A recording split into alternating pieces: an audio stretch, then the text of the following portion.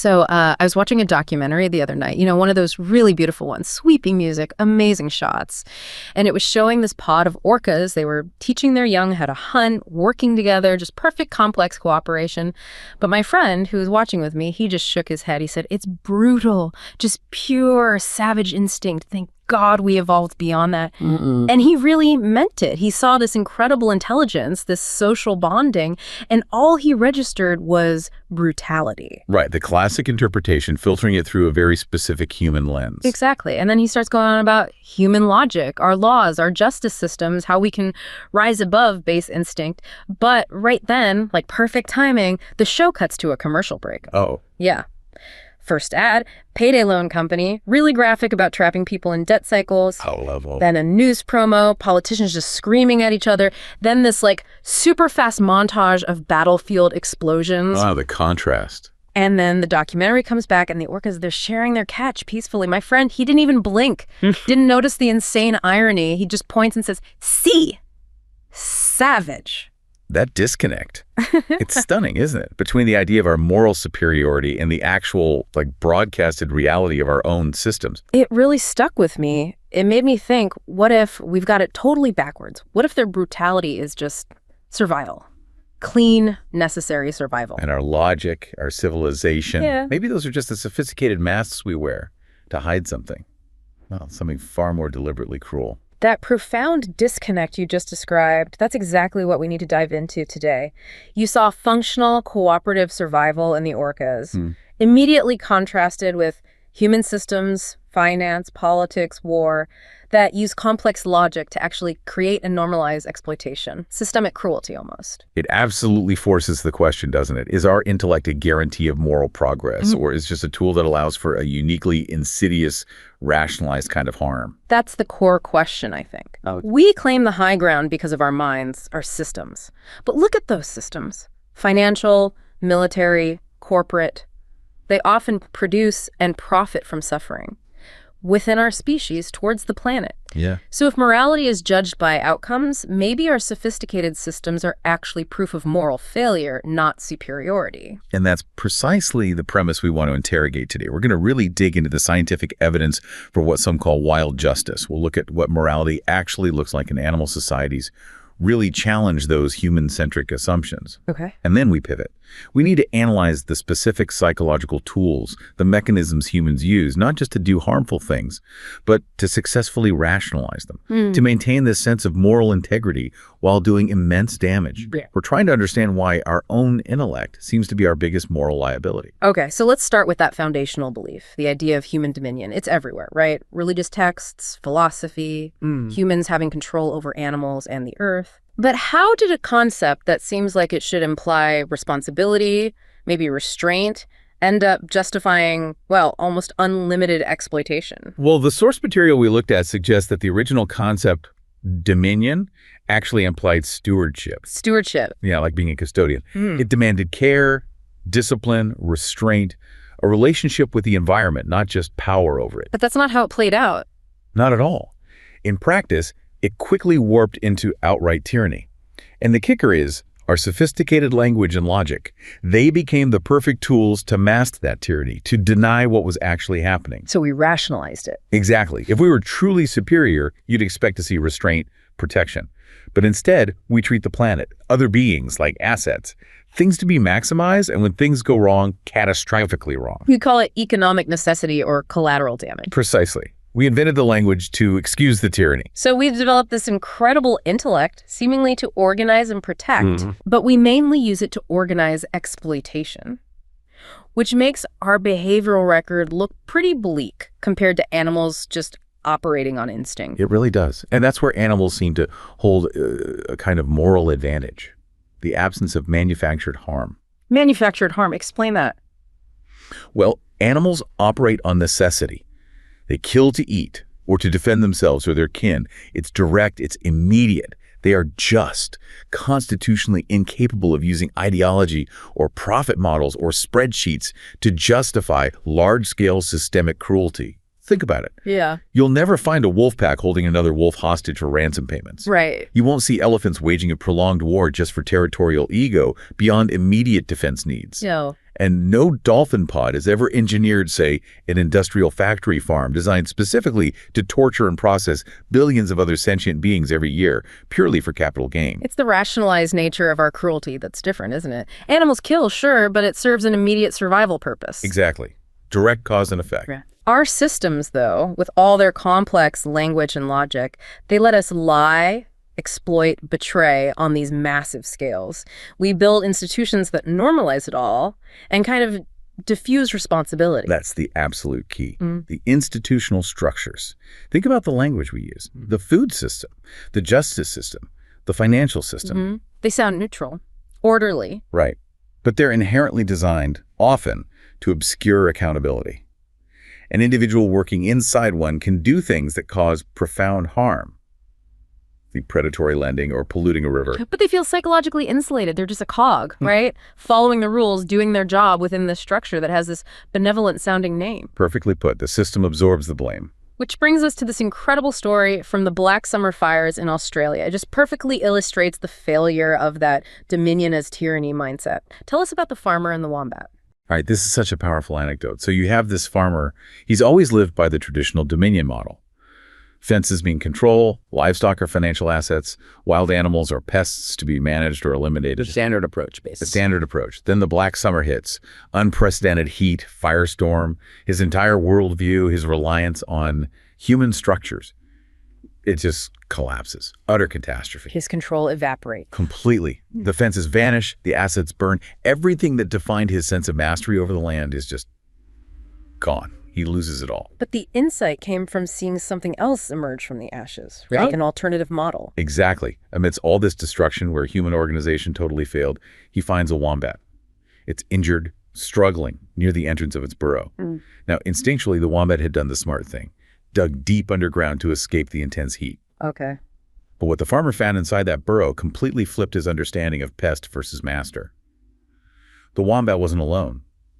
It was sheltering 3 other smaller animals. Totally different species, a wallaby and 2 rabbits. Wow. Sharing its refuge. Yes.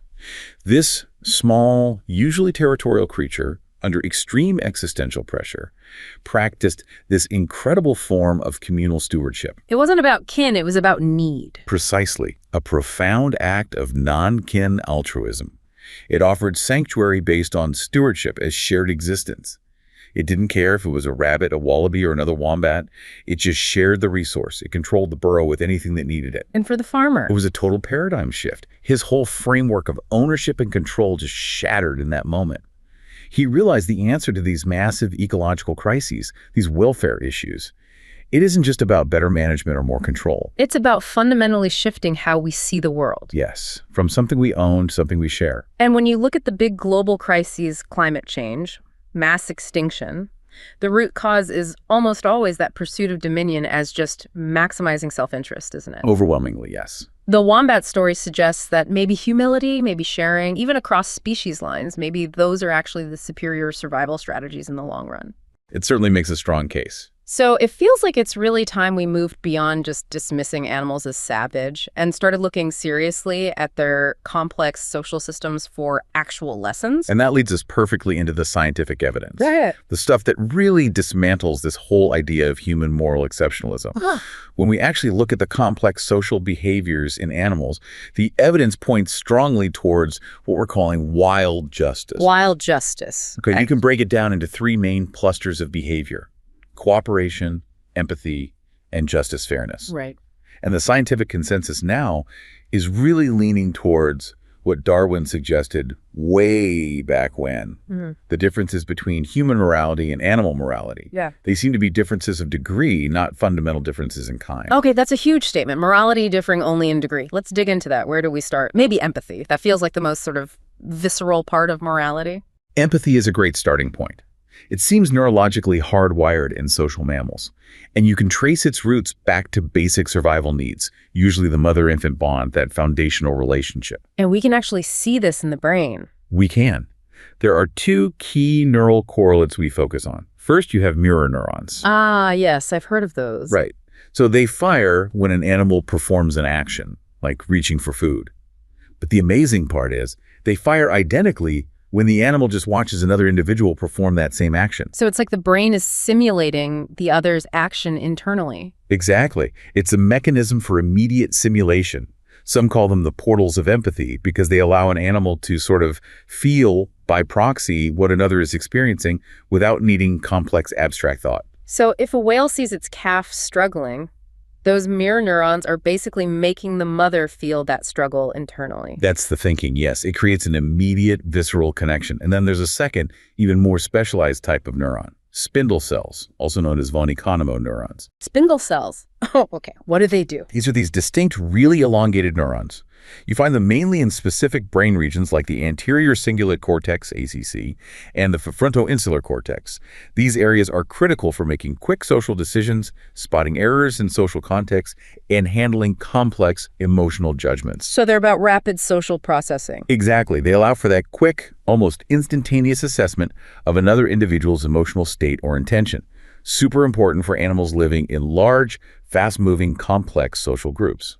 And this is where the comparison between humans and, say, whales gets really wild, right? It really is astonishing. We find functional spindle cells in the same key brain areas in highly social whale species, humpbacks, orcas, sperm whales. But here's the kicker.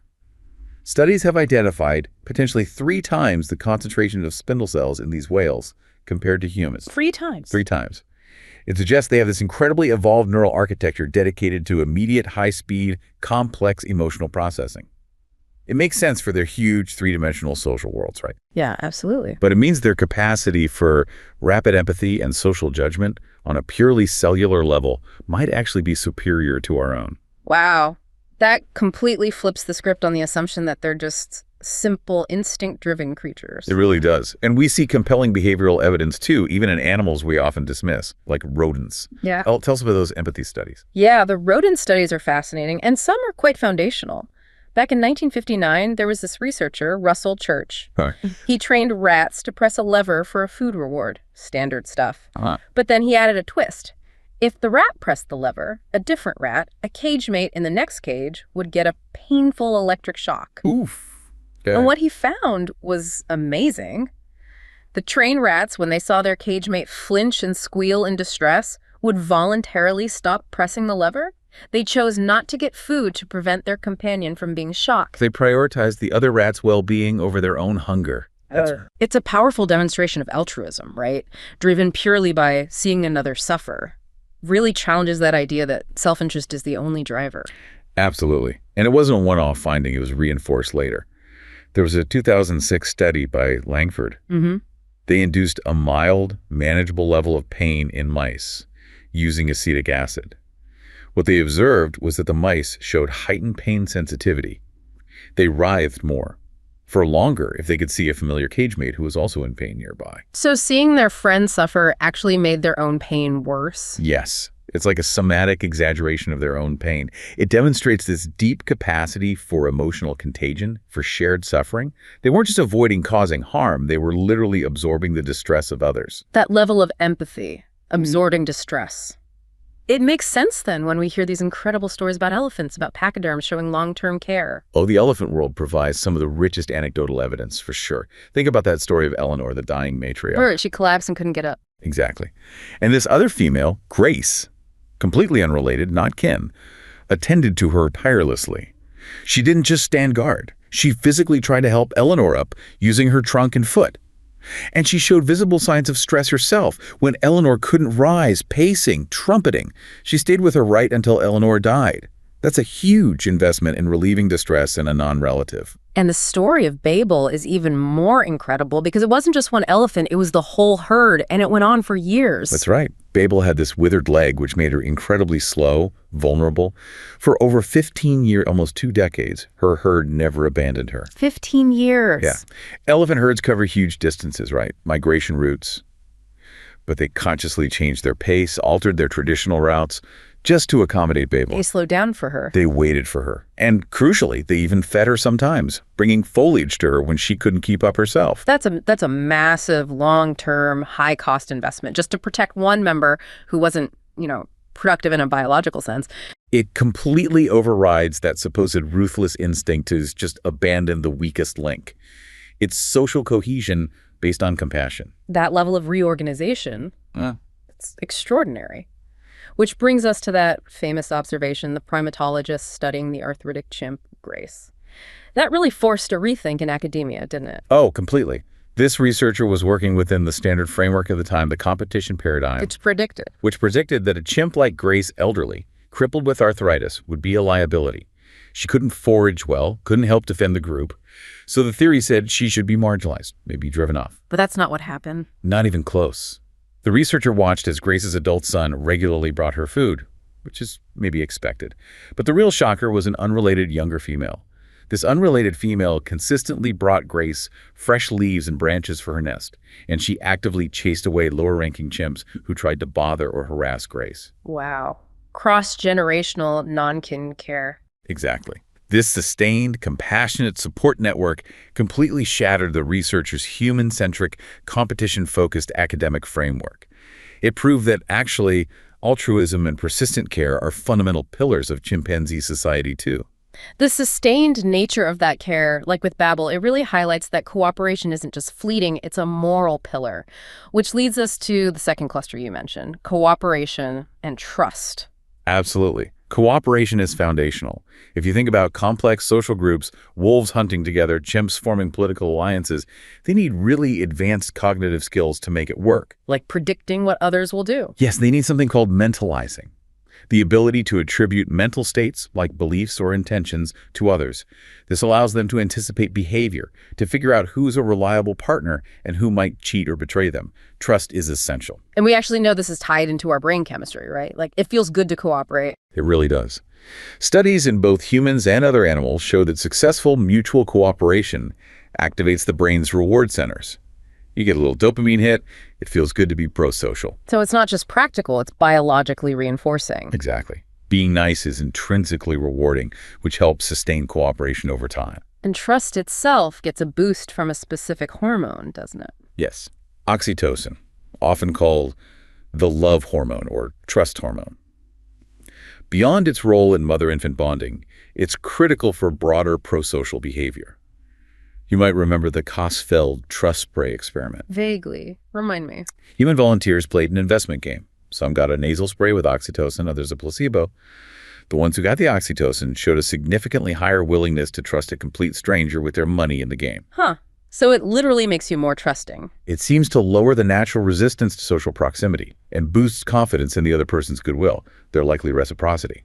So our internal chemistry actually biologically lubricates trust, making group cohesion easier and feel more rewarding. Okay, so this inherent drive for cooperation, lubricated by trust, that flows naturally into the third cluster you mentioned, justice and fairness, or inequity aversion.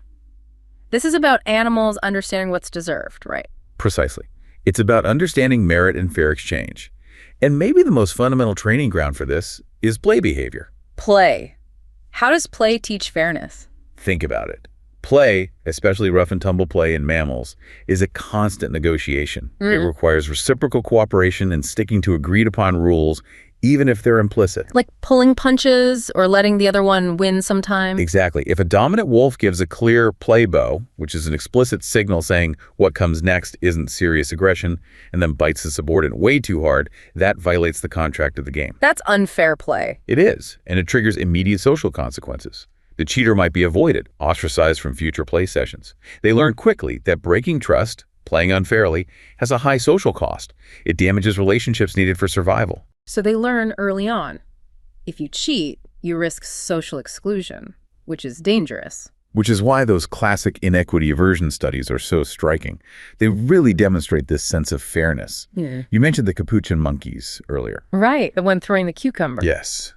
That experiment is the perfect illustration. Two monkeys perform the same simple task. One gets paid with a grape, highly desirable. The other gets paid with a slice of cucumber, perfectly edible, but way less exciting.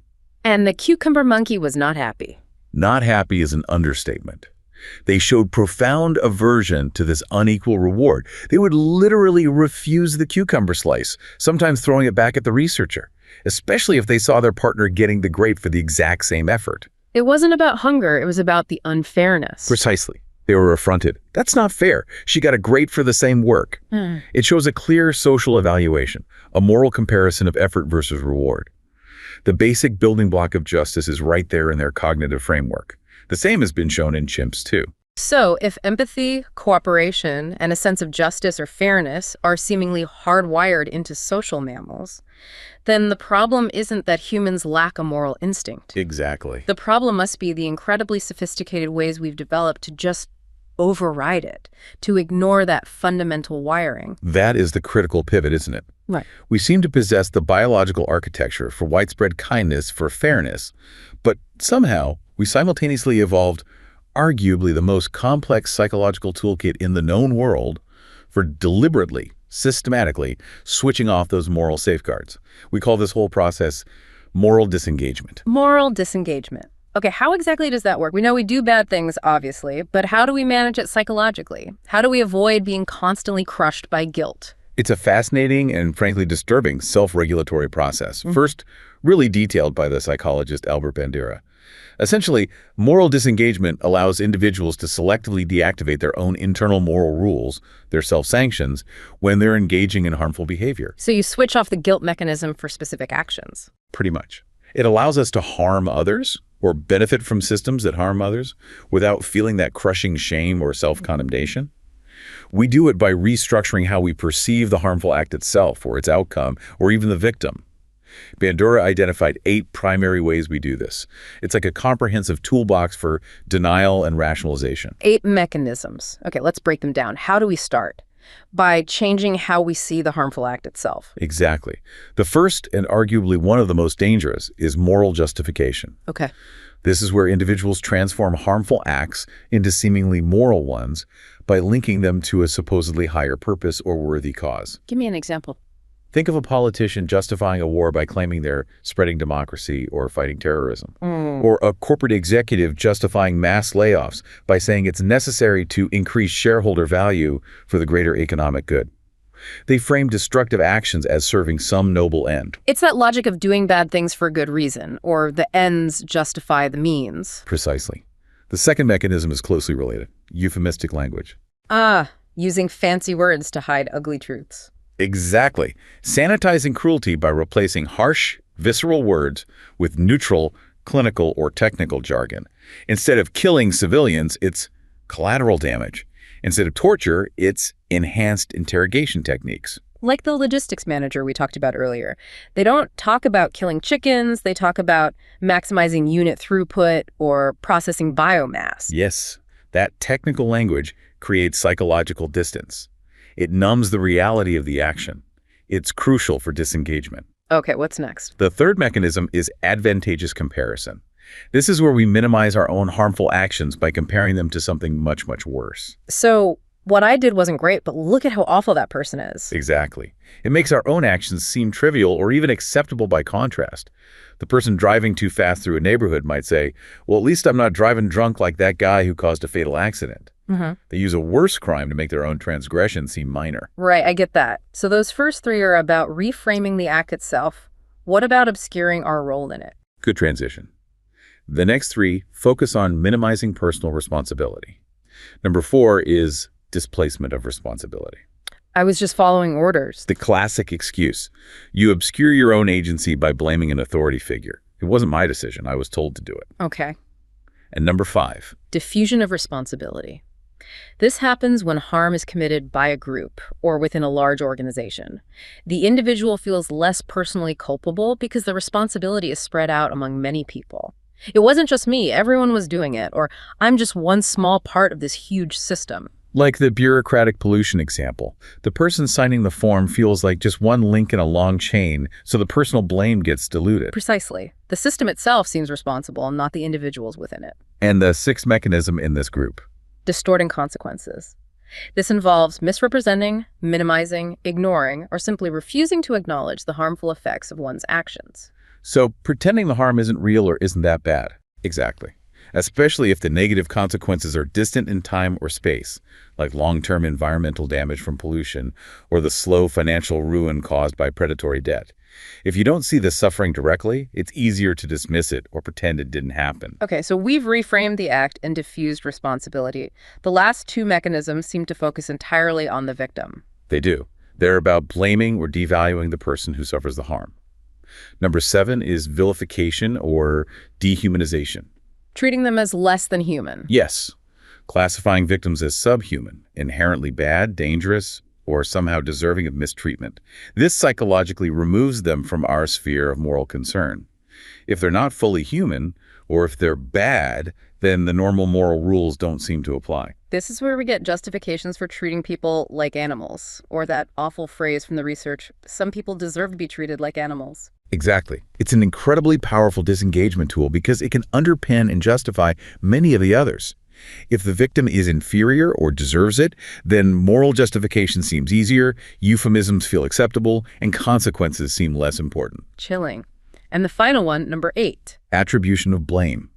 This is where the perpetrator explicitly holds the victim responsible for the harm inflicted upon them. They asked for it, or they brought it on themselves. Precisely. Or blaming the circumstances rather than one's own choices. In the predatory loan example, the lender might blame the borrower. They were irresponsible, or they should have read the fine print, shifting focus away from the exploitative nature of the loan itself. Wow. That is a comprehensive and frankly quite depressing toolkit for avoiding guilt. It is. And the research shows that some of these are more potent than others. You mentioned moral justification and vilification. Yes, they seem to be the real heavy hitters. Studies consistently show that individuals who score high on moral disengagement, especially those who rely heavily on moral justification and vilification of the victim, tend to be more prone to aggression, less oriented towards helping others, lower pro-social orientation, and critically, they experience significantly less anticipatory guilt. Meaning they don't feel bad before or during the harmful act. Exactly. People who are skilled at moral disengagement are much less likely to be deterred by potential feelings of remorse. The system works before the guilt can even take hold. Let's apply this framework more directly to that systemic rationalization we see in big organizations, like with our hypothetical logistics manager at the food processing plant. Right. So this manager, let's assume they're a decent person in their private life, maybe loves their dog, coaches kids soccer, whatever. Sure. But at work, their job requires them to operate a system designed to maximize profit through the efficient processing of biomass living animals. You're not necessarily a monster, just a cog. Exactly. They're a cog in a machine designed for a specific outcome. And the system itself provides all the tools for moral disengagement. There's the euphemistic language, unit throughput, not animal lives. There's diffusion of responsibility. I'm just implementing corporate policy. It's the system, not my personal choice. There's likely distorting consequences. The actual suffering of the animals is hidden, reduced to numbers on a spreadsheet. So the institutional structure itself, the language, the bureaucracy, it acts like a psychological shield. A perfect shield. It allows cruelty to be reframed as economic necessity or operational efficiency, insulating the individual from the moral weight of the outcomes. That intellectual complexity, the system building, allows us to maintain this facade of morality while participating in or benefiting from systemic harm. But it's not just large systems, right? This failure also happens on a smaller individual level through something called self-licensing. Yes, or moral licensing. This one is much more subtle, often happens completely unconsciously. Okay, what is it? Basically, it's the psychological phenomenon where doing something good, or even just thinking about doing something good, gives you a little boost in your self-concept. You feel virtuous, morally upright. You're right. And that feeling of virtue then acts subconsciously as a kind of license, giving you permission to then indulge in something less virtuous, maybe something selfish or even slightly unethical afterwards. It's like you've earned moral credits, so now you can spend them. I donated to charity this morning, so it's okay if I cut this corner now. That's exactly the dynamic. It's like moral credentialing. You establish your credentials as a good person with one act, which frees you up, psychologically, to not be so good in the next instance. I remember reading about studies on this, like with consumer choices. Yes, there are some classic studies. In one, researchers had participants first do something that primed their moral self-concept, like selecting a charity they'd hypothetically volunteer for. Then afterwards, they were given a choice between buying practical utilitarian items or more expensive, luxurious designer goods.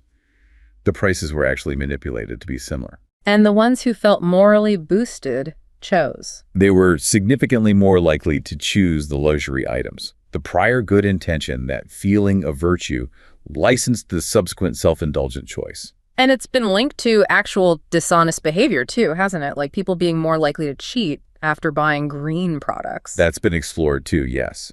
The idea is that buying the eco-friendly product gives you that green halo, that moral buffer, which might then paradoxically make you feel slightly more licensed to, say, take extra money from an envelope in a lab game or something similar. It's worth noting that research here can sometimes be complex, with mixed results depending on context and culture, but the core concept of using a past good deed as a subconscious excuse for a later lapse seems pretty robust. So the mechanism seems to depend on how we're thinking about our actions.